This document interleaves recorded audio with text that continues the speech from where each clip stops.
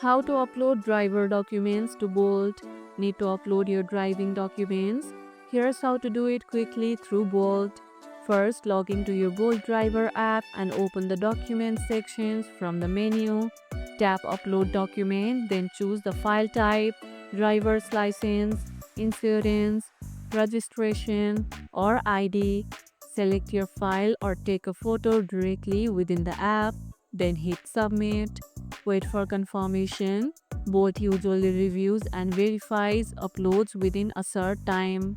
Make sure all details on your documents are visible and match your registration info exactly. Ever had to re-upload because of blurry images? Let me know about it in the comments below. And that's how you can upload driver documents to Bolt. And if this video helped, hit the like button, share it, subscribe, and leave a comment. Thanks for watching, and I'll see you in the next one.